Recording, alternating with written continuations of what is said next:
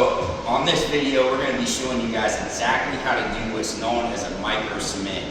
So behind me, there's this really cool fireplace. I assure you it did not start like that. We kind of started at a disadvantage with the framework and some of the stuff, but you know what? We're going to walk you through it, show you all the prep work, exactly what we did to achieve this look. So here's a quick little glance at this thing completed. And right after this video, we're going to show you what it looked like before.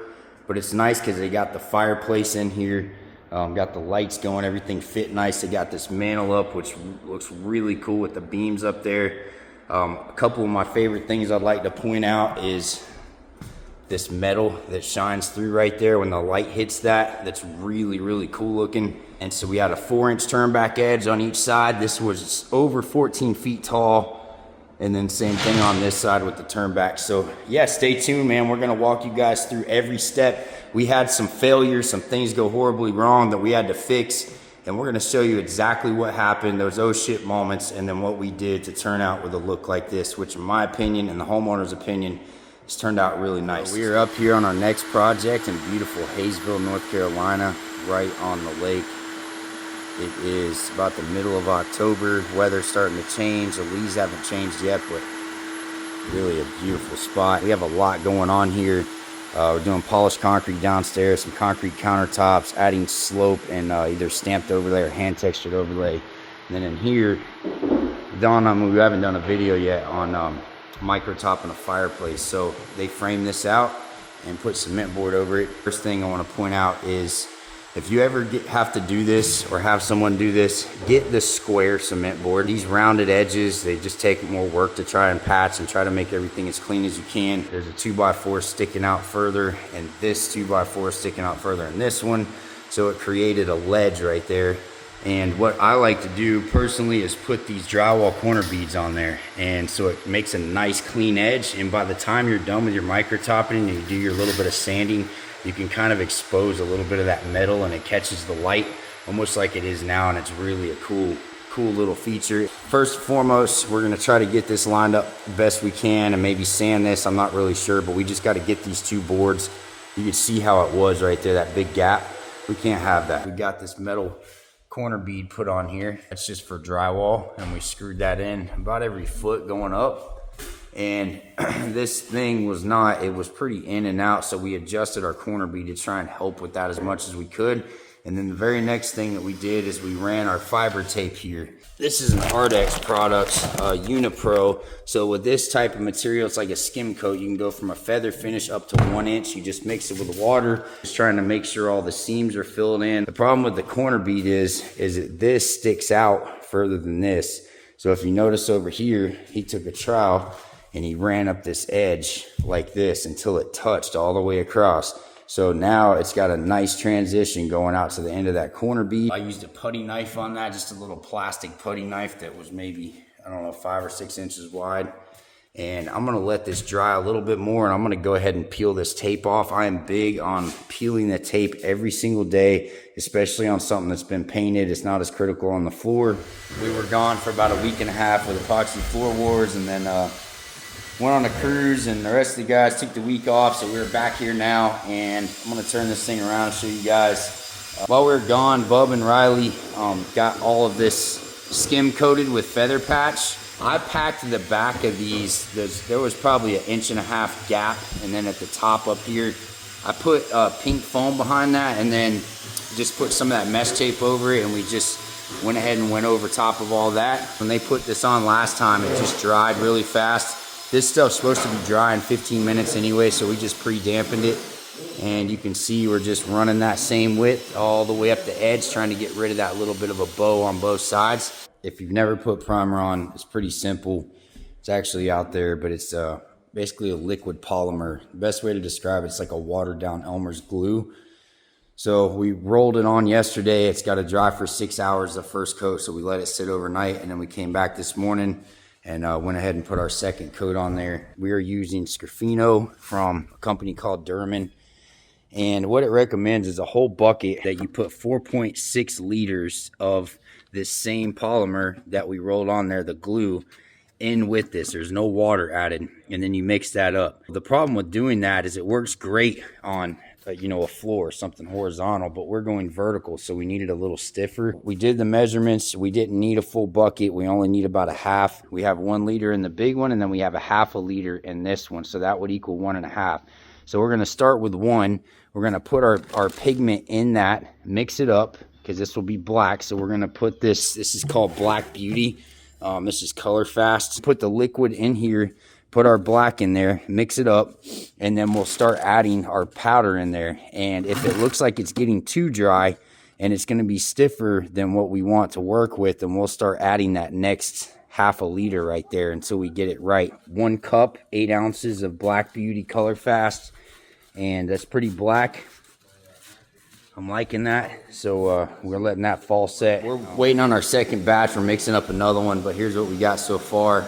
We'll have to obviously sand it and then probably do another coat, but they got us another batch mixed up, and Bub is basically just taking that margin trowel right there, putting it on his square trowel, and he made sure to maintain a wet edge. It's hard to tell, but you can see that's wet right there. So you don't want that to dry to where you get a cold joint. So when we noticed we were getting low, we went ahead and have them start mixing, so that way that doesn't get hard, and you can't really blend that without getting a seam in it. So he's just troweling that on there and trying to get an even thickness, and then I'm coming behind him with a plastic. I'm actually using a plastic trowel I've never used before.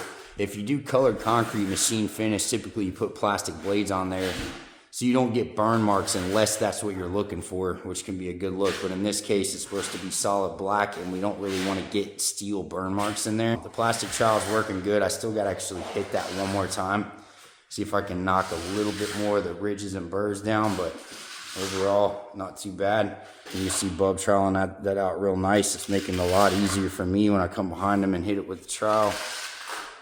It's looking good, Bub. We started sanding this and just getting any ridges, any trowel marks, pretty much anything that had any burrs or you could feel with your hands. We tried to sand. Used 80 grit and then even 120 and 220 in certain spots. Cleaned everything with microfiber and water just to get all the dust off. And then we primed again. We rolled the primer over the whole thing, let it dry till it was tack free. And now what we've done is we've switched to, with this particular brand, they have a regular, fine, and super fine. So the regular has bigger sands, fine has smaller sands, and then super fine has no sands. It has silica flour, or it's very crushed fine sand. So we mixed fine and super fine in here, and you can see the consistency we got. We are troweling this on, and Bub is putting the material on in front of me. But one thing I want to point out, he is using a regular steel trowel. I actually got these on Amazon, and these are plaster trowels, and I don't know if that's stainless steel or it can't be aluminum. I'm not sure what the hell it is, but it actually works really good and gets a pretty nice finish. You can see the top right there. So once again, you can see where he's troweling it on, and I'm just coming behind him and kind of knocking some of this down. The top is done down, a couple feet, and then right here I still got to hit. All right, so we got our face done. You can see up to the ceiling, all the way down. I know the scaffolding's in the way, but I think it turned out pretty nice. Obviously, we got to sand all this again, so we'll let this dry overnight. One thing I want to point out, we were getting low on material. I thought it would be enough to do all of it, and we have these little 4-inch turn back reveals. We knew we were going to be close to running out. We were hoping we were going to make it, but we had to make up some more. So I want to show this room, right? So there's the kitchen, and when you're facing this way, more than likely there'll be a TV up there, couch will be here, and then you have the outside view, and these doors slide all the way open. So you have to think, okay, if we have to mix up a little bit more and it's a slightly different shade of black, just a little bit noticeable, which won't, luckily you would want this to happen on the side because there's always a shadow or a light difference. But one thing I wanted to point out was that we knew we were getting low. So the main focal point is obviously the center. The second focal point would be when these doors are open and you have this beautiful view out here, and you have these doors open in the summer and you walk in, you're gonna see this side all the way up. So we went ahead and finished this side, and we did end up running out. So we had to make up some more, and Bub is coming down on this side. Now the chances of someone being over here with their back against the wall and looking up that edge and being able to notice a difference is very, very slim to none. I had talked about the different grades of this micro topping. We used regular on the first coat, and then we blended fine and super fine together on the second coat. So we have a pretty decent finish. Doesn't look bad, but we do have some trowel marks and some chatter marks and stuff like that that we want to get out. So instead of sanding with 80 grit like yesterday, the guys started with 220. It's always nice to start higher, and then they switched to 120. And basically they're just looking to get any imperfections out like that. Like that, as chatter marks. Now this material being finer, it sands a lot easier. Since we already did one coat of black, I'm not too concerned if we go through it a little bit into the black base coat. What I am concerned is there's a couple spots up here where this framing was a little rough and we actually ended up sanding back through to the gray. And so we have to be careful with this that we don't do that. And the main thing is the sand and feel. If you don't see it or feel it, then it's good to go. Right, so next morning, yesterday, all the sanding got done. Everything got dry wiped down and then wet wiped. I think they did it 4 times to try to get any haze off of there. We got tape, everything masked off really good, including the bottom, because more than likely the type of sealer we're using is very runny, so it's going to drip down, and we want to make sure that it doesn't get on this expensive wood right here that's open and not finished. So we're actually going to be using a solvent-based sealer. Typically we use water-based acrylics, but a lot of times it won't bring the color out like you want, and it looks great on gray or white. Sometimes you want a more soft look. In this case, we want to make sure that fireplace is black. We want to make sure, like Bub's hoodie right there, it's got to be black. And once again, this is kind of our goal, that the hood vent, some of this stuff, and there will be variations in there, but you know, we want it to be black and not charcoal. We're getting ready to put this down, but one thing you guys hear me say in almost every video, how big I am on doing samples. Instead of just starting to put this shit on there, we had a little bit left over, so we went ahead and ran a sample, if I can find it. Oh, it's right here. And I don't think this got sanded, so we'll have to sand this real quick and clean it, and then we'll put a little coat on there and make sure that we're getting the color that we want, that black. And then we just don't want to dive into a big project like this and not be where we need to be. So we are going to put a little bit on that, and then as long as it looks good, it's a simple thing. Yes, you could spray this stuff. It's honestly easier to spray it because you can get a nice thin coat, but you have to mask off the whole room, because spraying with HVLP gun, you can imagine, atomizes and goes all over the place. It's kind of a pain in the ass to roll.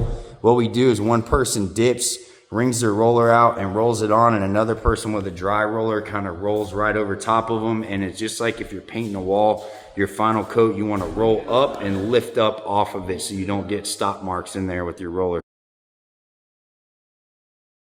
So we got 2 coats of sealer put on here Friday, and I wasn't happy with how it looked or happy with how it went. My fault. I should have used a slower drying sealer.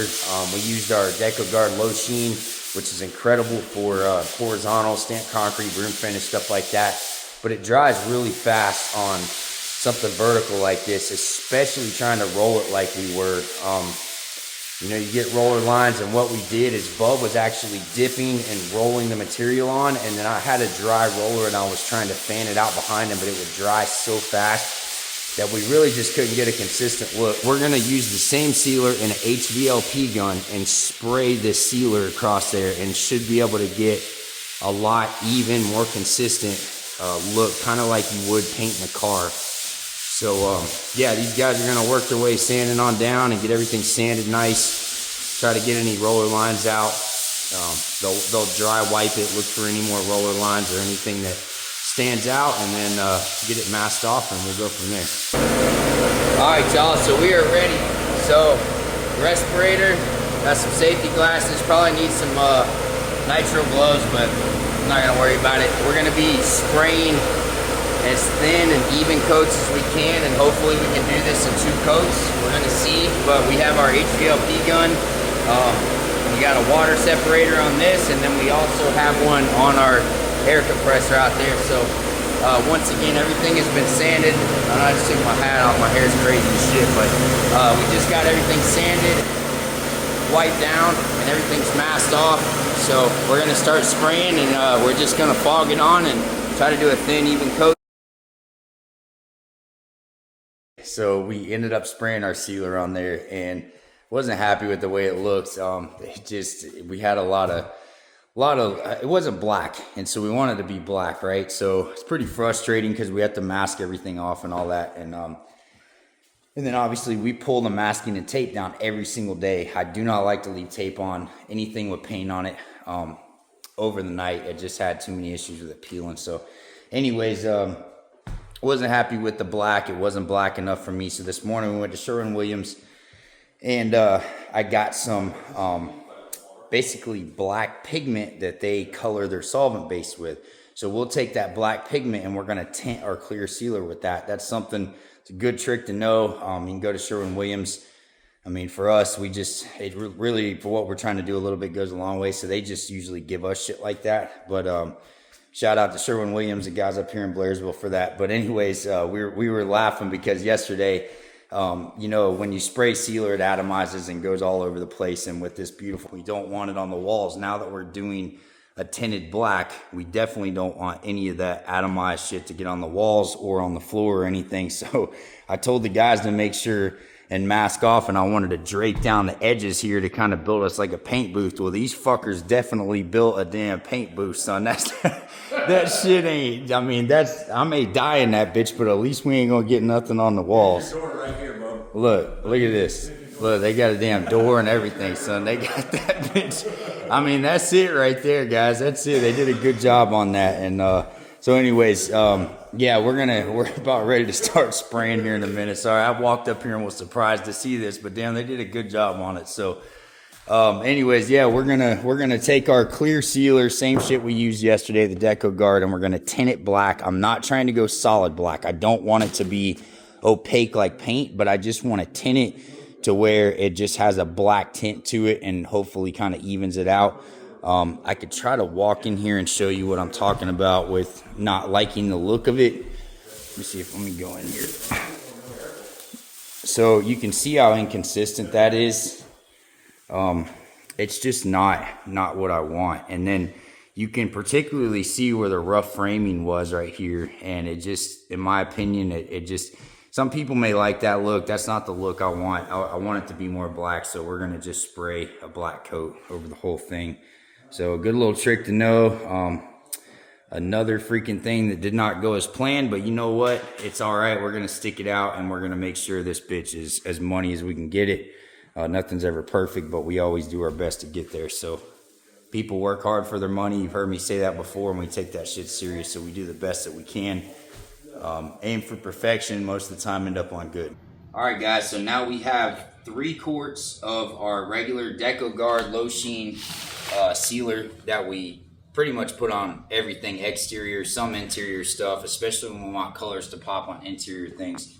But we have 3 quarts, and now we have a little bit of this black solvent-based pigment right here. So I don't know how much we're gonna need. We're just gonna go by look. So I'm gonna start with a little bit.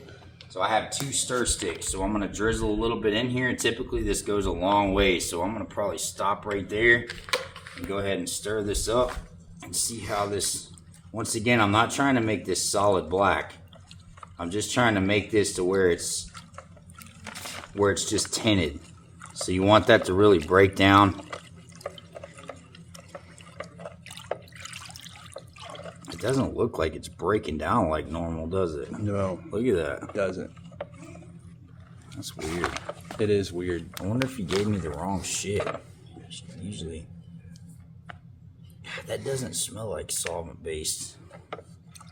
Water based would do that, wouldn't it? Yeah. Fuck. Alright, stop that. I sure hope. The pigment that we got did not work. It was supposed to be for solvent-based acrylic to tint it, but it just, you guys saw in the video, it just kind of separated. So we're gonna switch over. You can use color bombs that you can make solid color sealer with and just not put the full amount in and just add a tint to it. So that's basically what we're doing. So we have our Deco Guard here, and this is from Sherwin-Williams. And this is basically just tinting the sealer. So I'm gonna open this up, and what I'm gonna do is I'm actually just gonna take and try to tint it. I don't want it solid color like black. So I'm gonna turn this thing off, but I'm gonna get this open and show you guys it takes very little So I'm gonna take and put this in here and mix it up, and then I have some ripped paper here. And what I'll do is I'll dip this down in there and see if I'm getting the color I want, enough tint but not solid color black. So I'm going to start with a little bit, and then we'll add from there to get the actual tint that we want, and that's how we know we're good to start on that fireplace. All right guys, I just wanted to show you, if you'll come up a little bit closer, this stuff is super potent. It does not take very much, and once again, we're not trying to go solid black like paint. We're just trying to tint this sealer. So I'm going to drizzle a little bit in here. You can see, I mean, there's very little on the end of this stir stick. So I'm gonna stir this around, and look at the difference of how that worked compared to the last stuff.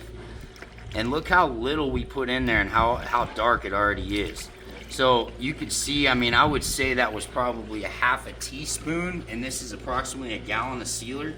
So how do we know that this is the right amount of tint that we want to get a transparent black? Once again, we don't want it painted, we don't want it solid color. Well, right now, it looks basically like it's solid color black. So how do we tell? Well, we'll take this white piece of paper and we'll dip it down in here and pull it out, and you can see that gray tone right there. So you cannot tell by looking in the sealer if that's solid color black, but this will tell you what kind of tint you have. To me, that is not dark enough. So I'm gonna add a little bit more. So you can see it's already got a tint, but it's not enough. So I'm probably gonna add about approximately the same amount.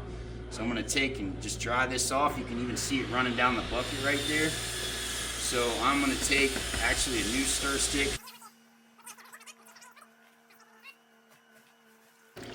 Yeah, you have to be real careful with going. You wanna do a little bit and look at it, a little bit and look at it. Because if you looked at that bucket right there, I don't know if y'all can see that, but it looks solid black. This is mixed up pretty good. I'm gonna get a new piece of paper, and I'm gonna dip this in here. And I'm really liking that right there. See how much darker that is? That's a real charcoal color. I may add a little bit to it, but I tell you what, I think what we're gonna do is we have a sample. You guys know that we're big on doing samples. So we're actually gonna spray that on the sample and see how that looks, see if we're happy with that, see if we need to add more, or if this is too dark, what do you think I would do? Pretty simple, add more sealer, lighten it up. So we're gonna try this out and we'll let you know how it goes. All right, we got our sealer pigmented. I know it's loud, but just wanted to show you guys, we sprayed a little bit on that pink foam. That was just one coat across there. I think we're gonna be able to achieve what we're looking for by doing this. Bub down there, you ready to rock and roll? It's tough because I'm right up on this thing, and it looks pretty good, but I just wanted to show some of the linear lines. That's actually a 2x4 that was bowed out in the framing, and it goes straight down. The natural variation between black and charcoal is okay to me, but it's the linear lines that I don't like. And once again, I'm right up on it. You definitely can see it better standing further back. Down at the bottom, there's some unnatural looking stuff, but like I said, these linear lines, that 2x4 going all the way down, and then some on the side. So that's why we are pigmenting this.